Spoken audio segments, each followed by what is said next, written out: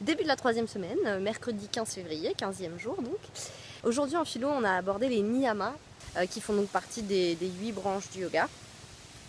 Et on a notamment évoqué cette notion de liberté, plus ou moins subjective. Et on est arrivé à la conclusion que être libre finalement, tiens, c'est quoi pour toi déjà être libre? Donc être libre, ce n'est pas forcément faire tout ce qu'on veut, c'est aussi faire le choix de faire ce que l'on doit faire. Exemple très con, tu dois te lever à 5 h du matin pour aller bosser. Tu penses que tu n'es pas libre parce que tu dois te lever à 5 h du matin pour aller bosser. Mais tu fais le choix de te lever à 5 h du mat.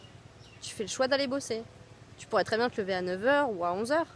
Dans ces cas-là, tu te ferais probablement virer, mais tu as le choix. Du coup, la notion de tapas, qui signifie discipline, plus ou moins, très très intéressante et qui fait évidemment partie de la culture yoga, on va dire, du mode de vie yogi. Qu'est-ce qu'on a abordé d'autre de très intéressant? Oui, la notion de santosha, que j'ai déjà pas mal abordé sur le blog, qui est la notion de contentement. Et il y a un truc assez sympa, le soir, avant de se coucher. C'est cool de se remémorer 3 moments pour lesquels on a passé, qui nous ont fait passer une bonne journée, pour lesquels on est content, pour lesquels on est satisfait, heureux, pour lesquels on éprouve de la gratitude. Et en fait, je pense que c'est Arvind qui nous a dit que lui, il le faisait aussi pour le matin. Le matin, son réveil sonne et la première chose qu'il fait, c'est de remercier la vie pour cette nouvelle journée qui l'attend. Il ne sait pas encore ce qu'il a à faire. Ce matin, quand mon réveil a sonné, je me suis dit « Ah non, pitié, encore. Mais je vais essayer les prochains jours. » Nouveau cours, génial. En fait, en gros, le cours pourrait s'appeler c'est quoi un bon prof de yoga? Excellent, exceptionnel. Je pense que je vais faire une vidéo que là-dessus. Parce que ça vaut vraiment le détour. J'avais fait un article dessus dans lequel j'avais mis un peu toutes les recherches, enfin, un article très complet qui s'appelle Comment être un bon prof de yoga ou qu'est-ce qu'un bon prof de yoga. Non, je déconne évidemment, allez voir sur le blog, c'est pas un roman. Et du coup là j'ai envie de faire une vidéo que là-dessus parce qu'il y a vraiment des trucs très très intéressants. On a aussi vu de nouvelles kriyas. Kriya, donc c'est des moyens de se purifier en fait, de se nettoyer. Et celle-ci, très intéressante puisque Trupta nous a expliqué la méthode, comment se faire vomir, voilà, tout simplement. Donc le matin à jeun, tu t'enfiles 2 litres d'eau chaude salée. Voilà, au bout d'1 litre, ah oui, en 2-3 minutes.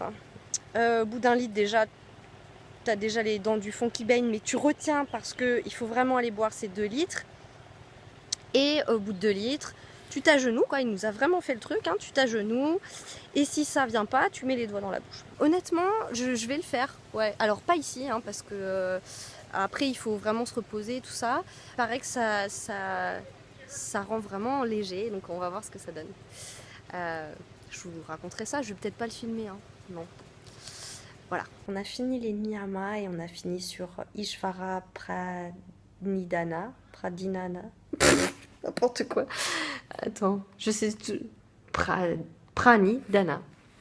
Voilà, qui veut dire donc Ishvara, c'est cette espèce de force supérieure qu'on peut appeler énergie, qu'on peut appeler Dieu si on veut, qu'on peut appeler voilà, tout un tas de trucs, même la vie. Et pranidhana, ça veut dire souffrir. Dans la vie, quand tu fais quelque chose, fais de ton mieux.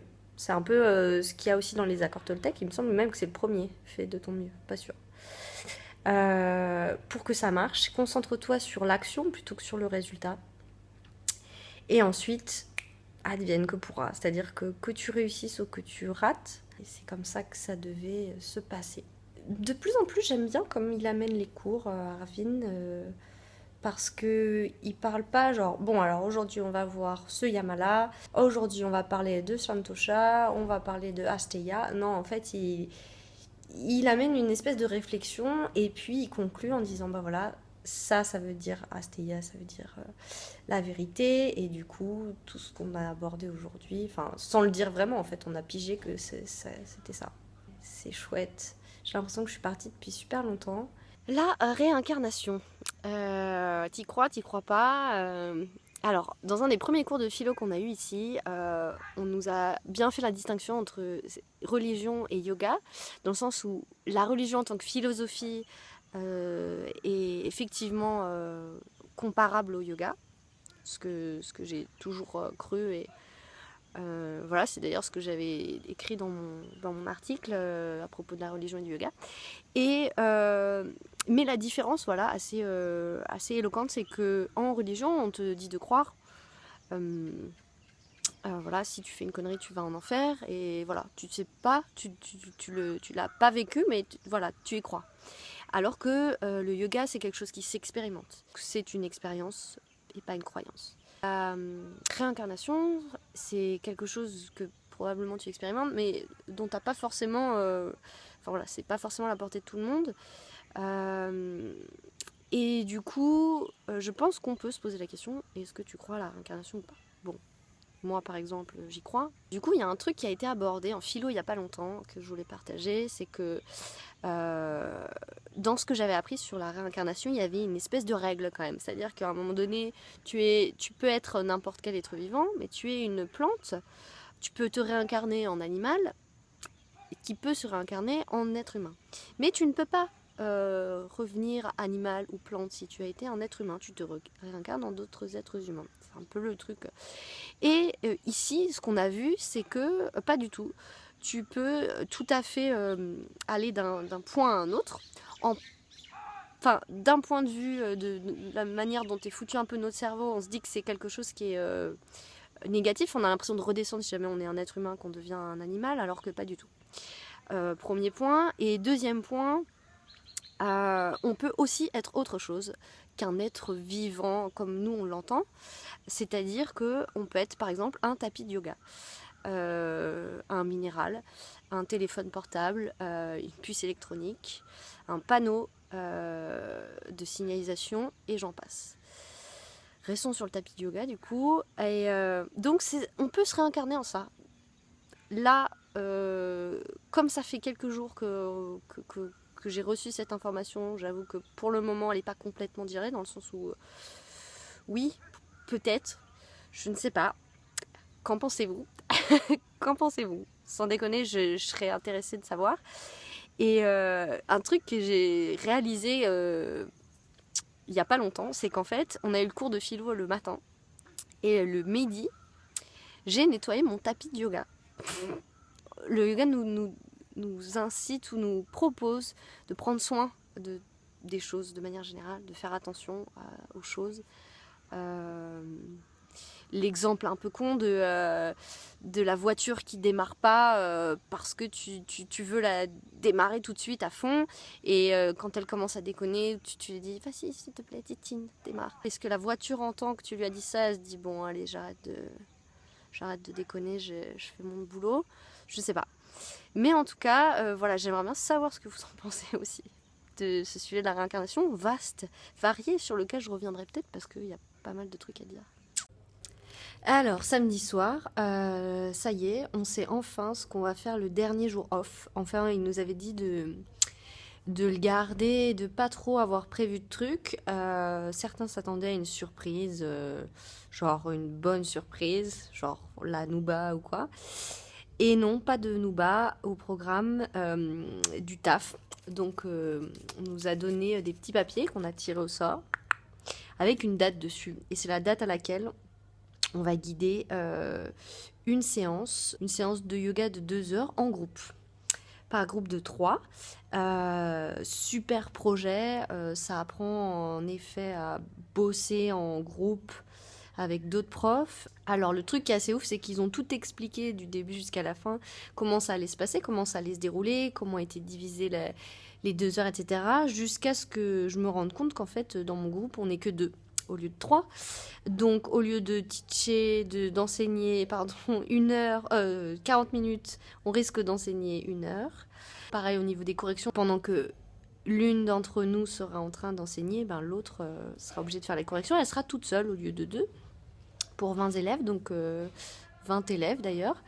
Voilà, mais bon, aventure quoi, grande aventure, donc ça va être assez cool. Et tout ça, c'est à partir de la semaine prochaine, donc on va bosser un peu comme des tarés jusqu'ici.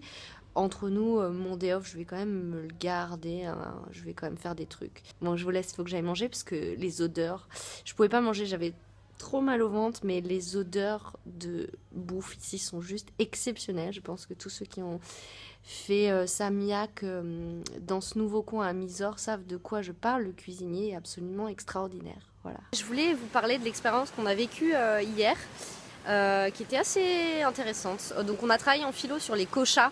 C'est tous les corps dont on est constitué, dont le corps physique, mais pas que. On a fait un exercice avec Arvin où en fait on devait ressentir l'énergie dans le corps et un peu qui survole, on va dire, notre corps physique. Et donc il nous a fait asseoir le dos droit. On avait les 2 mains sur les genoux, les paumes tournées vers le plafond. Et simplement on respirait, on se concentrait en fait sur l'intérieur de la paume de la main. Et au bout d'un moment, il nous a fait lever les paumes des mains à peu près à la hauteur de la poitrine. Pareil, on est resté un petit peu ici en essayant de ressentir ce qui se passait dans ces paumes de main. Et ensuite, il nous a fait tourner les paumes de main, donc se faire face, en essayant de ressentir l'énergie qui circulait entre les 2 mains et de rapprocher ces 2 mains. Il y a des personnes pour qui c'était la première fois, qui ressentaient quelque chose de très fort. C'est assez difficile à expliquer. Moi j'ai plutôt cette idée de chewing-gum ou de malabar en fait. Donc quand on va faire ramener les paumes ensemble et s'enlever, ça fait comme si l'énergie elle s'étirait. Bref, c'était cool parce que ça a permis à des personnes qui n'avaient jamais ressenti ça de le ressentir. Et c'était assez puissant. Donc si vous avez envie de le faire, moi j'ai décidé du coup de le faire tous les jours. Et je me suis rendu compte que plus je le faisais, moins j'avais besoin de le faire. Dans le sens où en fait, au début tu as besoin de vachement te concentrer pour ressentir cette énergie. Et puis au bout d'un moment, finalement tu l'as presque tout le temps. Et ça me rappelle un bouquin de yoga qui est sorti l'année de ma naissance, en 1985. J'ai oublié le nom du bouquin. Il y a une photo d'une main avec avant et après le yoga. Donc avant, on voit un petit peu l'énergie, donc je sais pas comment c'est fait, c'est pas dessiné, c'est pas photographié non plus véritablement, mais avant voilà, on voit un petit peu l'énergie dans les mains, et après le cours de yoga, la main est quasiment toute noire de flux d'énergie. Et je sais pas pourquoi ça m'a marqué. Voilà, donc je vous invite à essayer si le cœur vous en dit. Et vous me direz ce que vous en pensez. Aujourd'hui c'est un peu day off parce que j'ai rien à préparer, du coup voilà, je suis avec mes bouquins, ma musique et j'ai... Ah maintenant il est parti. Je voulais vous présenter mon copain. Voilà, je sais pas comment il s'appelle mais il est venu se poser avec moi aujourd'hui mais bon du coup je crois qu'il a un peu peur des caméras. Tant pis.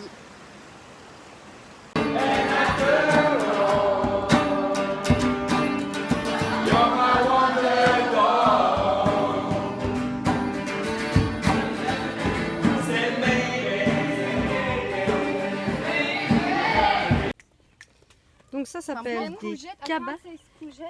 Ah yes, courgettes. Kind of like, Donc ce sont des sortes de courgettes. kind of like courgettes, and Et ça a une forme que je make vous holes into laisse. them and make designs out of them, and you can use them as lamps. Ah, tu peux les utiliser comme des lampes. Ok. In Greece and in Turkey. En Grèce et en they make them, Turquie. like, grow much bigger. Ok. Yeah, in Arabs as well. And Elles sont then beaucoup plus they will grosses que plant ça. things, glasses around it, colored glasses.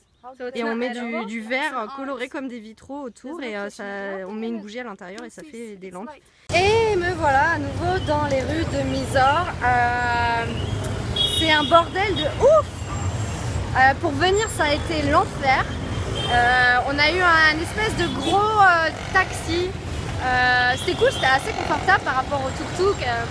Mais le gars il conduisait super vite et vachement dangereusement. J'ai l'impression que c'était la première fois qu'il conduisait. Et il s'est arrêté à un moment donné dans un espèce de petit village et il s'est mis à gueuler à travers la vitre dans il y avait une maison juste à côté. Et on a demandé après ce qu'il avait dit et il a juste dit à sa femme de préparer le petit déj pour quand il rentrerait, genre en gueulant comme ça par la fenêtre. Voilà, c'était folklorique. Bon, il nous fallait un chat dans la vidéo pour faire le buzz. Et celui-là, il est tout petit. Follow me. Ok. Ok, let's follow you. Bonjour, comment tu t'appelles? Et voilà, c'est ça. Finalement, ça change pas beaucoup de nos marchés, hein, tu vois, où ça gueule de partout. Sauf que là, en fait, on est sur un rond-point. C'est comme si on mettait un énorme marché sur la Bastille, tu vois. C'est trop marrant les petits jeunes. Je me suis fait un peu plaisir. J'ai acheté un Kinder Surprise. Je crois que finalement, dans tous les pays où je suis allée, bon, on s'en fout. J'ai acheté un Kinder Surprise. Je vais le manger maintenant avant qu'il fonde.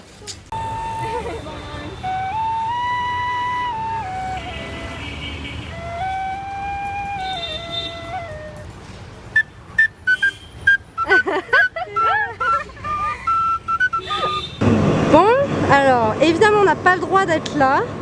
On est sur le rooftop qui est réservé aux clients. Bon, je suis montée juste vite fait pour voir à quoi ça ressemblait la vue. Bon, on s'était trompé d'hôtel, mais je crois que celui-là il est encore mieux. Alors vite, vite, on y va. Les voilà, les voilà, les voilà. Oui, oui, oui. Les tant attendus veggie burger de la mort. Yeah, thank you very much. Ooh. Can I have some water, please? Yeah, on y est, la piscine. Yeah. Le rooftop, la piscine, comme promis. Apparemment, l'eau est un peu froide. On a négocié comme des chacals pour l'avoir, notre piscine. Et maintenant, on va en profiter. Je vais vous laisser.